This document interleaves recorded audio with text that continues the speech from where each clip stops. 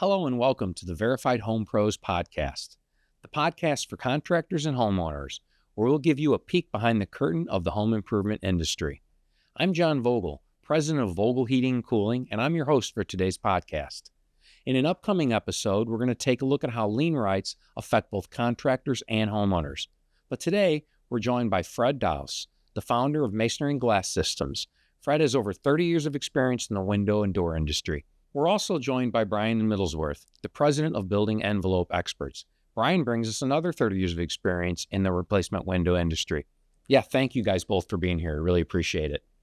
So, Fred, I want to dig in a little bit. You're kind of a feature. You're our star guest today. And just Wow, I'm the star? Yeah, that's right. That's I don't right. know about that, but Whatever go you ahead. need, buddy. Whatever you need. So, just for our contractor friends out there and for consumers alike, can we talk a little bit about your journey? Like, why did you start Masonry and Glass Systems?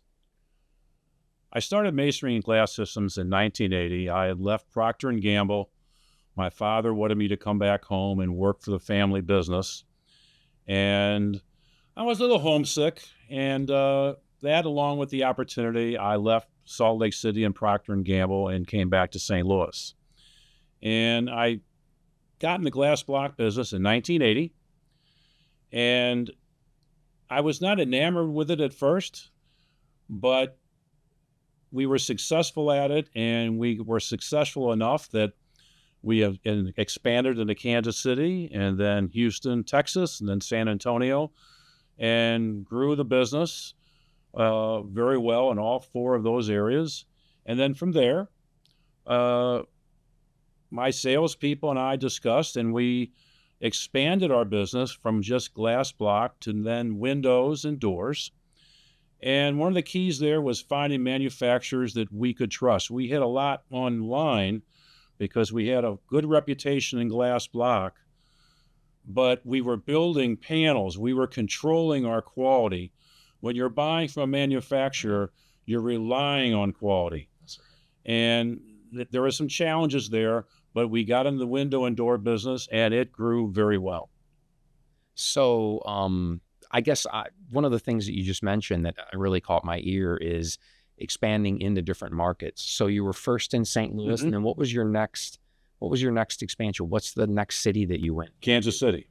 So did you have employees that worked there and it was just like natural, or was it you made a plan and then you went to another city to open an office? Like, what gave me confidence is, and I was wrong here, is I figured 240 miles, it's the same place. It's the same state. Right. It's the Midwest. What works in St. Louis will certainly work in Kansas City, John. Can't wait to Brian. hear it. Right. Well, it did in terms of I had some good people, but it didn't necessarily mean that the marketing formula that I used in St. Louis, I had to kind of give it a few tweaks to make it work in Kansas City.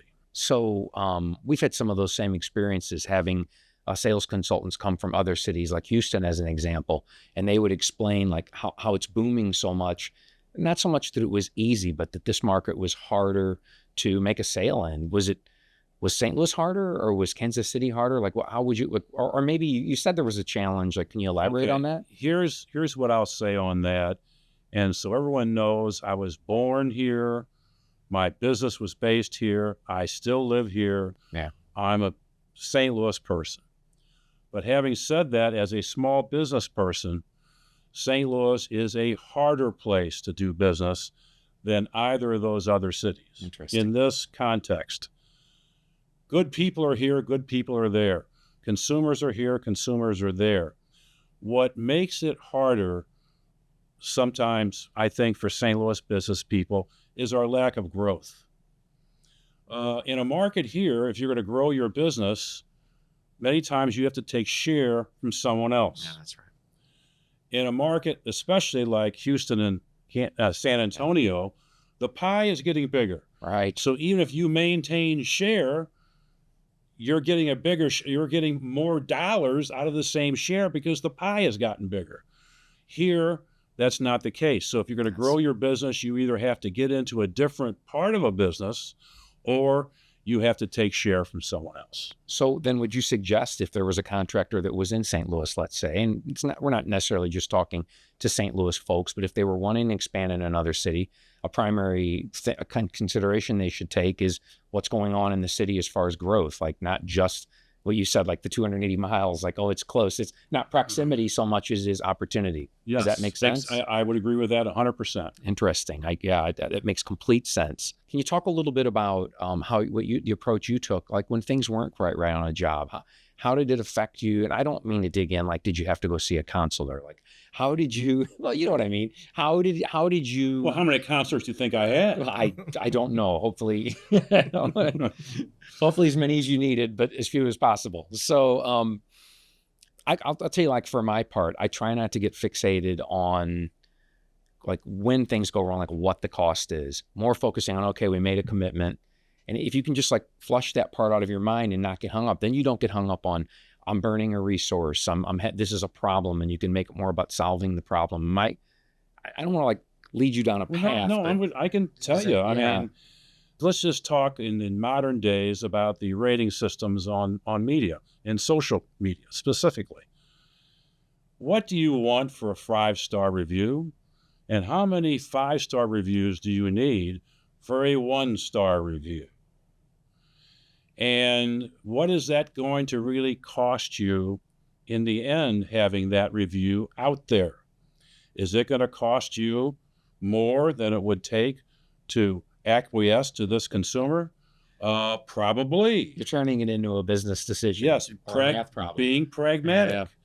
And so that's part of what we did. So to some extent, the question is, what's your reputation worth? And if you care about it, probably a lot, right? At the end of the day. At the end of the day, and the other thing, John, is, if everything goes right on your job, people like it, but they kind of expect it. Yeah, I agree with that, totally. If things did not go right, they didn't expect that. So suddenly you show up and you make it right. Yeah. Well, what's happened there is a twofold thing that's benefited the company. Number one, it got reinforced. Hey, I made the right decision. I picked them. That's right. They're standing behind. I didn't screw up. Yeah. And the other part is, then you got a great review. And on top of the review, generally they said, hey, we had this and this and this problem, and I want to tell you this company stood behind it, and I'm very happy now. That's the best 5-star reviews you could ever get. Everybody gets a win. Yeah, that's great. I love that. Thank you for that. So I'm going to drag you both in. Brian, I'm going to suck you in a little bit here too. I know you're high on Sunrise Windows. We'll talk products a little bit.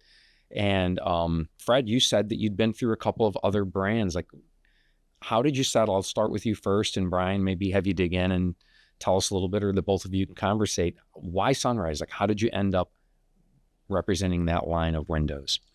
I'll go ahead and throw the ball to Brian. You want to talk about Sunrise? Yeah, Sunrise I've been an installer for the better part of my career.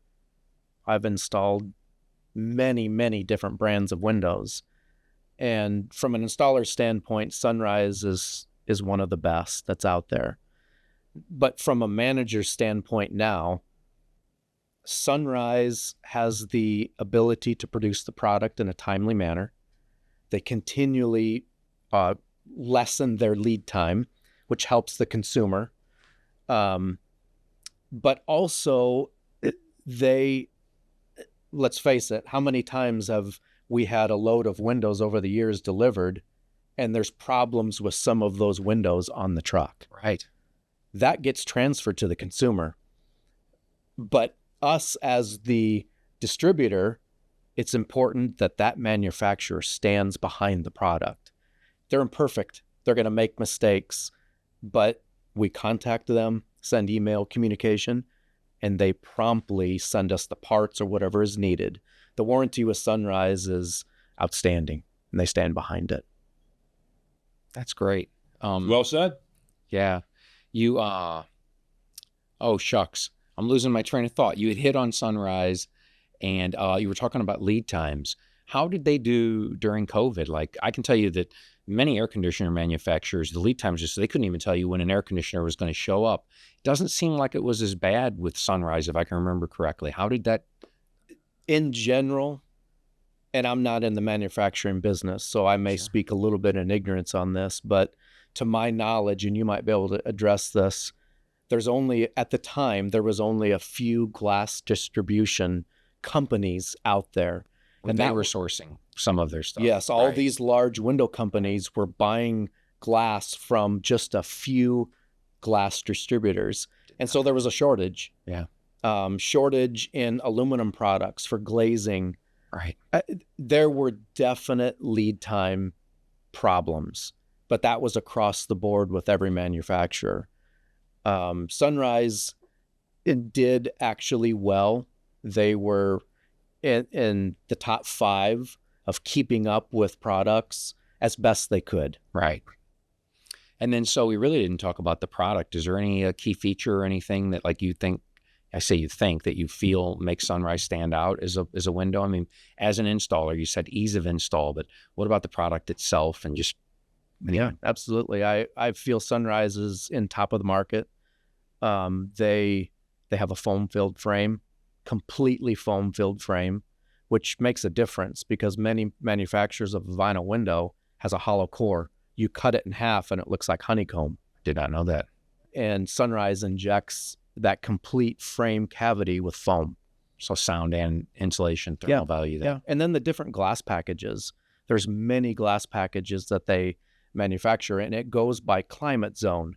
So northern climate is going to have one type of a low E package.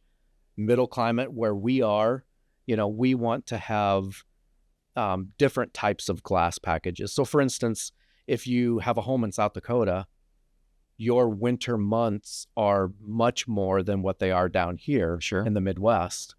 So you want to have a low E package that allows the ultraviolet rays or the heat of the sun to warm your home during the winter months. You want some radiation pass through. That's very interesting, because we fight everything like against that on the air conditioning side of the business. That's very interesting. Yeah, exactly. Yeah. So, but now if you live in Miami, you don't want any of that. You want to reflect that out. So the different packages that they have is very good.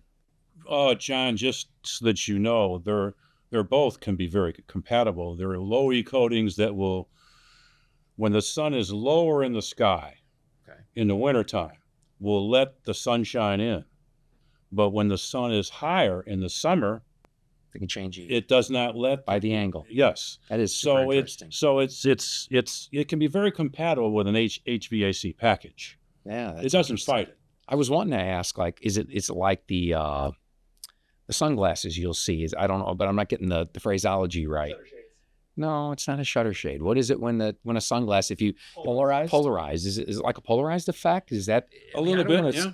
Try to have you explain the science, but something along that line, so people can understand what that is. Polarized. Good job. Okay, so I was gonna same question. Provia, their doors, entry doors. Maybe Brian, you take this one. Like you're really, because it's so much more customized an entry door than let's say a replacement window project. Is the Provia product? I mean, top line. I don't know if I'm getting that even right. Like, can you brag on it a bit, or absolutely, or place it in the market for folks to understand where it's at? If that makes sense. Definitely top of the line product. Mm-hmm. And I'd like to coin your words from earlier.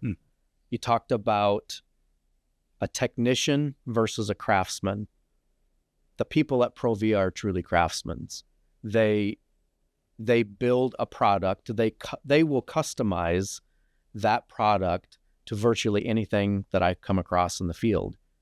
In St. Louis, there are 150-year-old brick buildings and newer buildings. So the diversity that we need to be able to replace an entry door is not completely customizable from just any company, whereas Provia can virtually build anything that we request. For any opening. Super interesting. Yeah. I guess it's kind of fun to build an entry door with folks too. I mean, just being able to be a little crafty, and that's great. Bring our computer to the table and we can build a door right in front of their eyes. and customize it the way they want it. Yeah, that's different glass, handmade, decorative glass. Mm-hmm. They paint everything from the factory.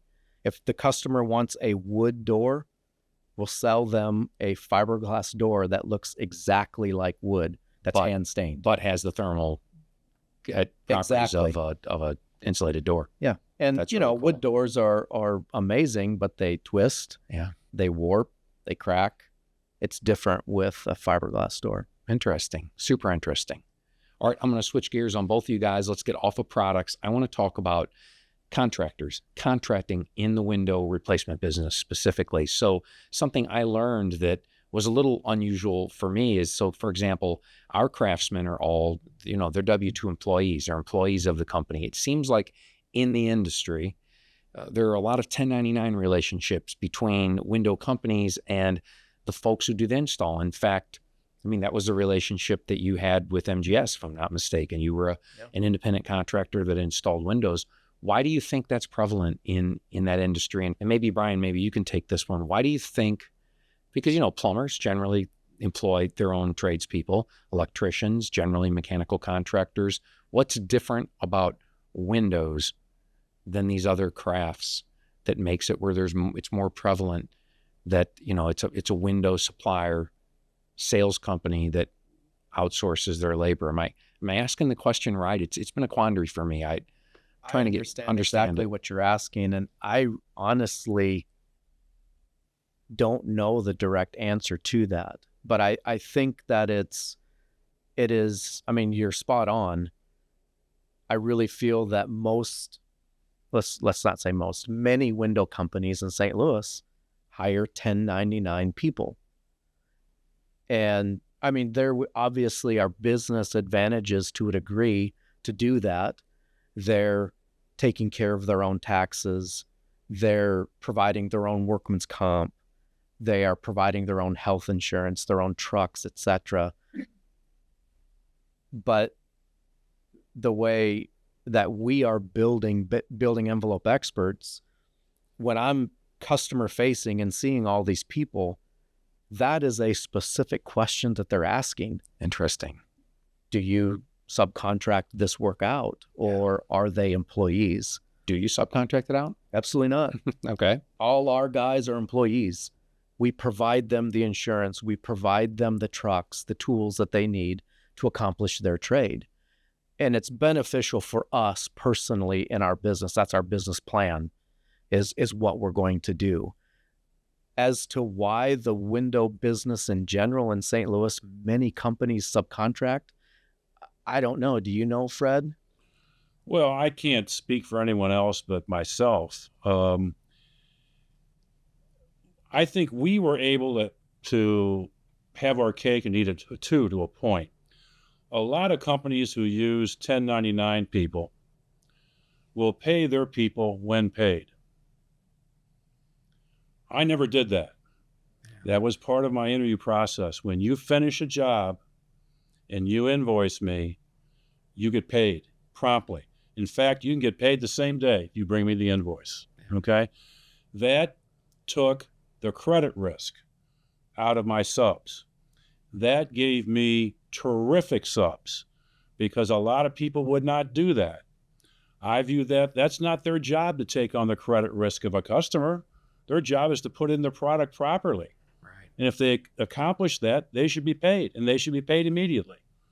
And we did that, and I think that benefited, obviously, the contractors, it benefited the consumer, and it benefited us. So you really, I think you're allowing the idea that, because I was going to ask you, Brian, do you feel like you have more control over the quality of your install? I would think, I don't even know that we'd want to debate it. It's an employee that you've got a relationship with. They know they can count on you for health insurance. They feel a part of a team, et cetera. But Fred, you recognized that, and then you mitigated some of that. To a point. Yeah, to a point. But you took into account, you treated that contractor to some extent like an employee because they weren't taking that risk. Because obviously an employee doesn't take credit risk on the job. And so some of that you drew those contractors in as employees, just so to speak. That's super reasonable and makes sense. Anything else? You and I've had some of these conversations just, wariness for folks, for consumers. Consumers seem to be concerned about a subcontractor being in there for warranty issues, for quality issues, and that's exactly what we're doing with our installers. We have monthly meetings. We are really interested in a quality experience for the customer. Yeah. And when we have control, 100% control, we can train our guys. In your methodologies. Yes, not relying on a contractor's methodologies. Yeah, absolutely. Yeah, interesting. And that reflects on the customer. They're also concerned about follow-up. As the years go on, who's going to service my products? Right. When we are a company that has employees, I think that's important to the consumer. Yeah, thanks. That makes total sense. So that's almost a segue into what my next question would be, and I'm not sure that we're on the topic of it. You're not a contractor now. Now let's switch hats and let's put you in your house needs replacement windows.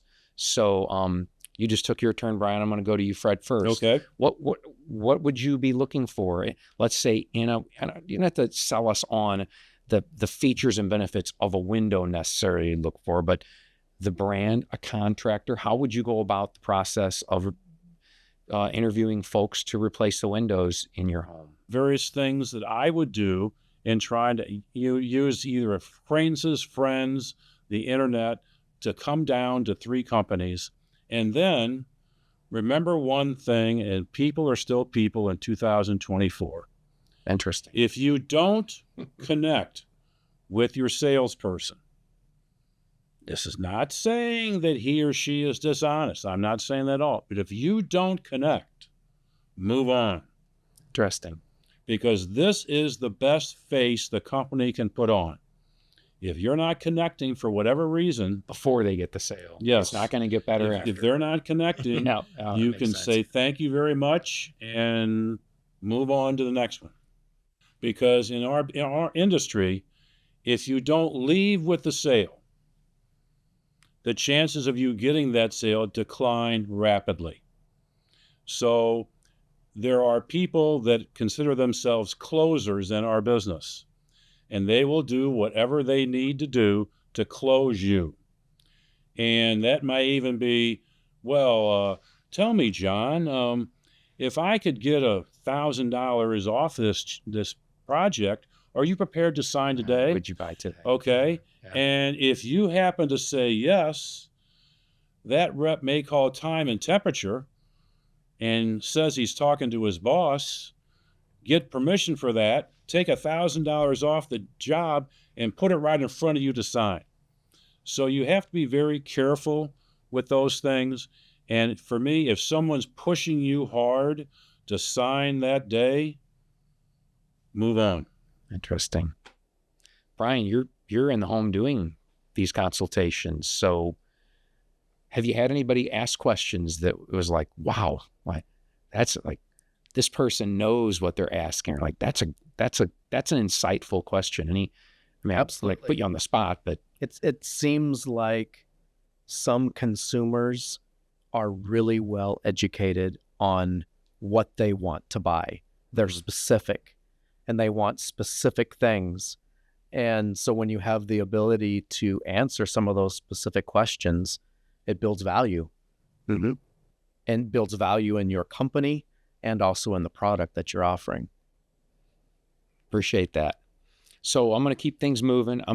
Brian, I'm going to tee you up. This is one of your favorite things. You love these commercials.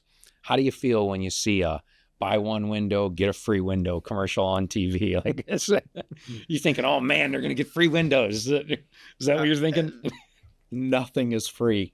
Why not? Why can't it be free? I want a free window. I often wonder, first thing I think is like, do people really believe that? Obviously it's working because that's all you see on a lot of these commercials is buy two, get one free, buy two, get two free. I'm a realist and raised in the Midwest. nothing's free. Yeah. But what we try to do is offer a superior product at a fair price and give them options to pay for it where they can afford it. Right. Can they get close to, you mentioned renewal. Can they get close to a renewal style product, features, benefits, et cetera? I don't want to say in Sunrise. Let's not go there, but in a vinyl window that's either wood clad or has a wood appearance. Like for some folks, I mean, you know, there's all different kinds of cars that people drive, and yet all of them perform the task of getting you from one place to another, right? So if it's just a renewal by Andersen, then it's just renewal by Andersen. Can folks get close to that and save some of that cost? Is that a real thing? Yeah, sure. I mean, there are definitely options. Let's just talk about a vinyl window, for instance. Mm-hmm. For a long time, you know, in the 80s and 90s, vinyl windows were limited on the features that they could offer. And what I mean by that is color, different things like that. It has changed drastically. There are laminate wood grain features on the inside of these windows. Do they look like wood? They look amazing. Okay. You know, I mean, you can go up, when you walk into a showroom that has one of these windows and it's trimmed out in wood, it's beautiful. Yeah. There are different colors to offer on the outside. Different black windows. Everybody's doing that now. Yeah, I love black it. is super popular. I don't want to change my windows, but I almost want to change my windows so I could have black windows. The look is, I think it's stunning. Yeah. The options have come a long way in the past 25 years for sure in the window business, the vinyl window business. But, you know, there are other options. You know, some people don't want to buy a vinyl window. They want an Andersen or a Marvin. You know, we can offer things like that to all of our customers. Awesome. Thank you for that. Okay, so something you've mentioned, I'm sticking with you, Brian, because all the install experience that you've got, that Fred benefited from, and that now the business that you're running benefits from your experience. I remember you saying, but I don't remember exactly, sometimes in the construction elements of the home, a vinyl siding or a masonite siding or brick, but maybe not so much brick, the interface of that product to a replacement window can be tricky. I don't want you don't have to explain how to install them all, but you explain some of the strips that you use. Is that for consumers, is there anything they should know, or, you know, like buyer beware? I don't want to say, I want to be careful what I'm saying, but like, oh no, that's a little trickier. Yeah, for sure. When it comes to the install process itself, is that what you're referring to? I think I am, because you've talked about some of the difficulties of some of the interfaces of the building type or build facing against the window interface when you replace that window. Yeah. I mean, without getting into the science of everything, right. There are definitely installation procedures that are extremely important. Like waterproofing is an example, I think. Waterproofing is probably the biggest one. You remove a window that was installed from it being built, it has a nail fin on it.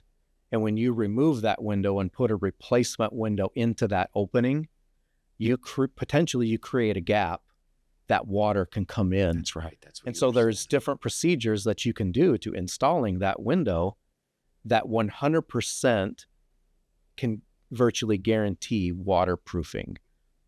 Many companies skip that step.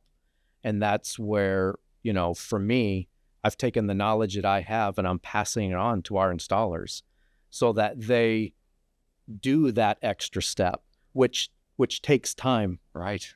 It's much faster, much easier, which could potentially mean a lower price to do it the fast and easy way. But when you do it the right way, and I've been installing windows for a long time, and those are just things you learn over the years, and that's what we're passing on. So consumer comes up to that building and let's say the windows are installed, it's too late. But truth is, they may not even know that it's been waterproofed properly or not. You wouldn't see it. It's got to be something that you could trust was done properly. And that's exactly the conversation I remember us having, that you said it's tricky. It's tricky business in some instances. The consumer does not know. Right. You said it exactly right. Yeah. The finished product looks identical. Got it. But what's underneath is what's really important. That's great. So I want to, something else that I learned from you in this business is you take a home, let's say has a drywall finish or a plaster finish, and folks want to install a casement in their windows, like another upgrade, something that's exciting. To me, I've seen some of your products on that. Is that a fairly straightforward thing? It seems like it would be fun to design something like that out for folks when they get their windows and they get this additional feature in their house. How does that? So the traditional way to do what you're talking about is a window completely trimmed out in wood. Yeah, it's windowsill, yeah, casing, everything. The traditional way to do it is time consuming. Then you have to paint it. Whereas Sunrise offers a product that is completely trimmed in wood, has a windowsill, an apron underneath the sill, and it comes custom made to that opening, and the installer can fits in the opening. It fits in perfectly square, and that's interesting. Yeah, yeah. I mean, they're beautiful. That's why I had to ask. Yeah. So, yeah, that's great. Thanks for sharing that. So, this is a question for both of you guys. So, Fred, you thought you're off the hook, but you're back in. So we're going to start with you. I've been listening. Right? Did you take any notes? Write something down? I did not, but it's all here. Nice. So, you're contractors. And my question for each of you is, you're leaders. So what do you think is the most important thing? And Fred, I want to start with you, like leadership. And much of the conversation and ideas that you've shared are leadership, but I don't know if I'm going to allow you to self-celebrate, but what do you think made you a good leader as a contractor? Or if you didn't know what made it, what did you stick with that manifested itself into good leadership as the leader of your company as a contractor? I think most successful contractors are driven to succeed. And if you're driven to succeed and you're willing to put in the work to succeed, the people that you ask to join you in that effort see that. I'm a big believer in leading by example. I'm not going to tell you I was always the first one in and the last one to leave, but a lot of times I was. Right. And not just because the buck stopped with me and I was the one that needed to cover payroll. I wanted the business to succeed. I wanted to make our customers happy. I needed to understand all that was required in order to accomplish that. Obviously, we talked about installers via Brian, lead generation, office. The office staff was key, and that when people first call, yeah, that person is the first connection. It's the business, and if that person feels that he or she is being properly led, they're going to bring a much better attitude to the office. So I always believed in leading by example. And also, again, I've used this word a couple times, and I still continue to work on this to this day. It's not perfect. Empathy.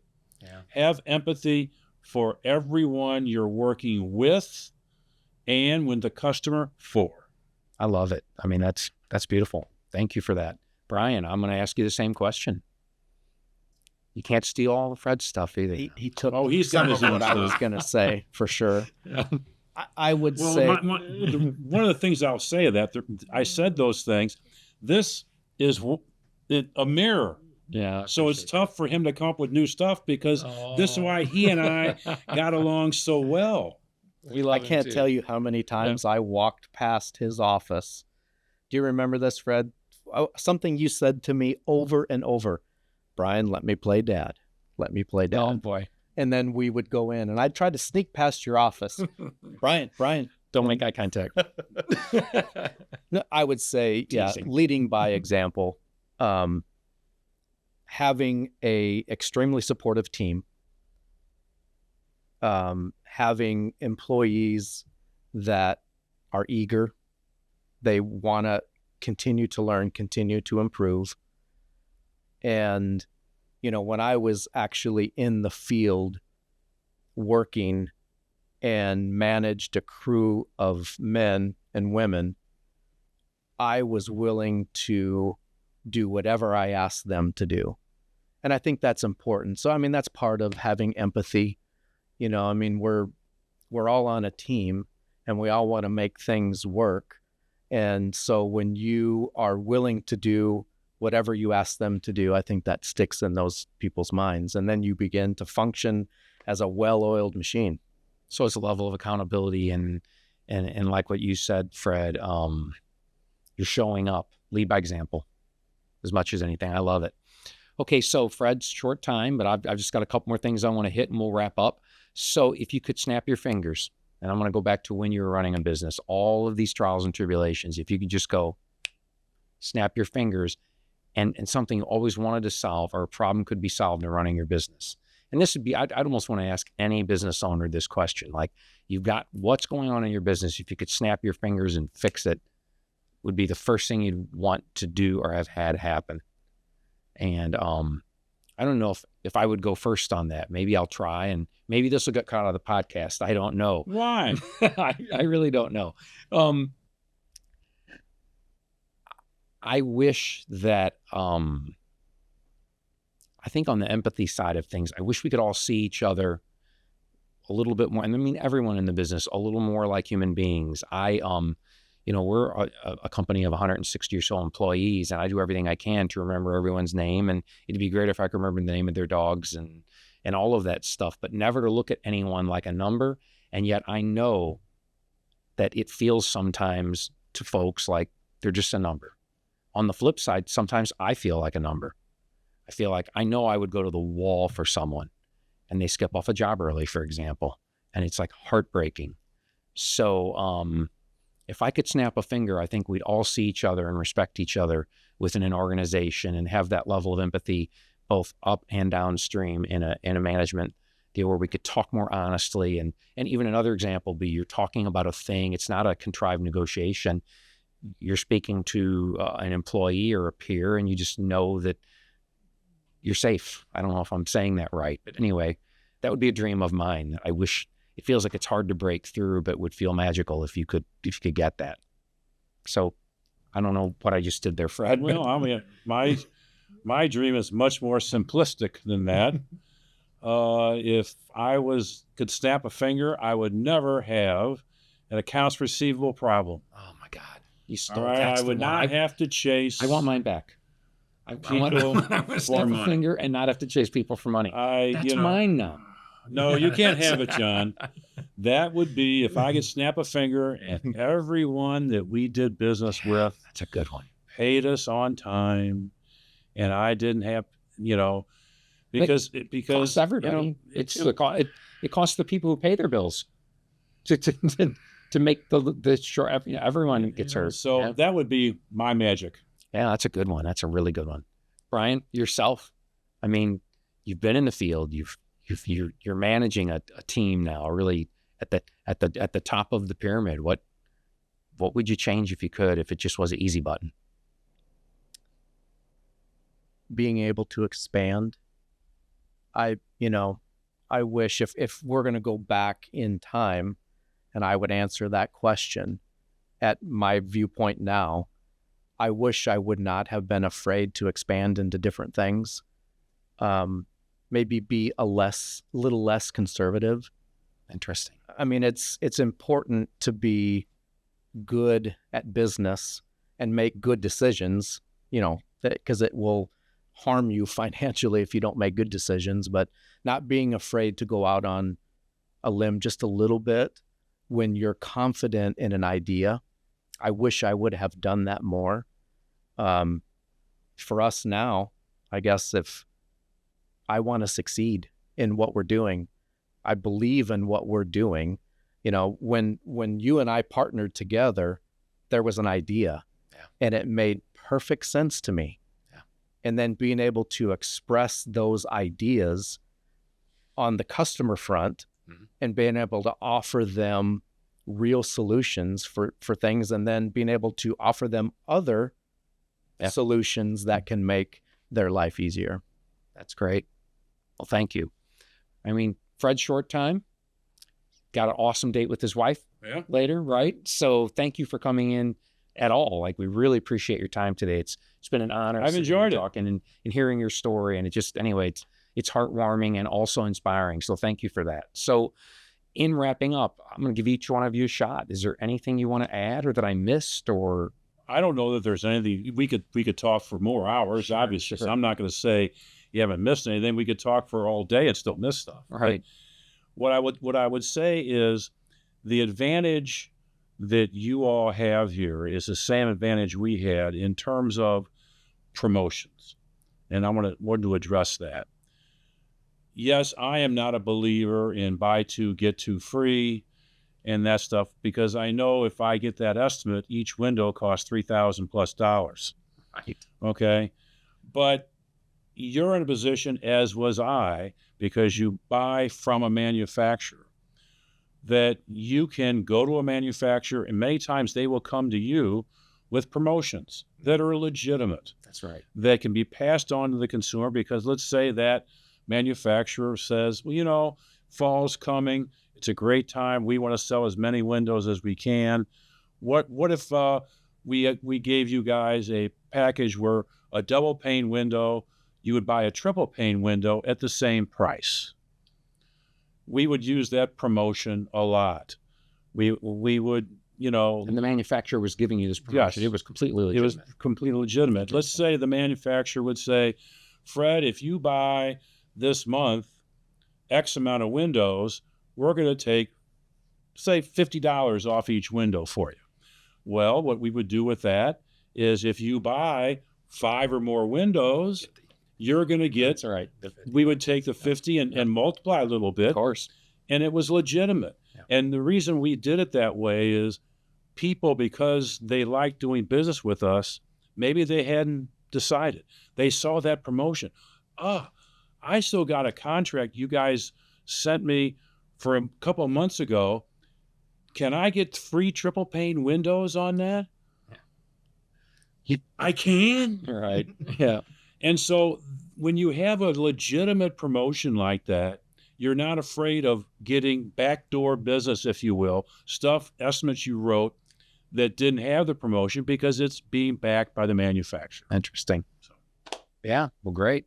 Anything else? Yeah. I'll go. Yeah. Go ahead. Yeah. Go. Can you come in and coach me on some of these things? Boy. Let's talk to the manufacturers together. Well, you got to remember, this is all. I got Fred on the line. This is all this is pre-COVID. Excuse me, 2019 and earlier. I don't know if things may have changed. No, it works the same way. We try to. This really isn't about heating and air conditioning, but I can tell you the buying of equipment. If you get focused on the things that have the most features and benefits for your clients, and you pick them, then you focus with your manufacturer on those spots. Because if they've got a product line with 15 items in it, but you need 3, you don't negotiate prices across 15 line items. You know where the sweet spot is. You negotiate on 3. And then who benefits from that? The client, the wisdom of what you deliver, and then your buying power. So yeah, it's a real thing for sure.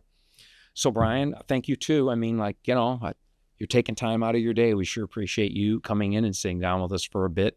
Anything you wanted to wrap on, or that I missed, or that you just couldn't wait to say? I think I said it all.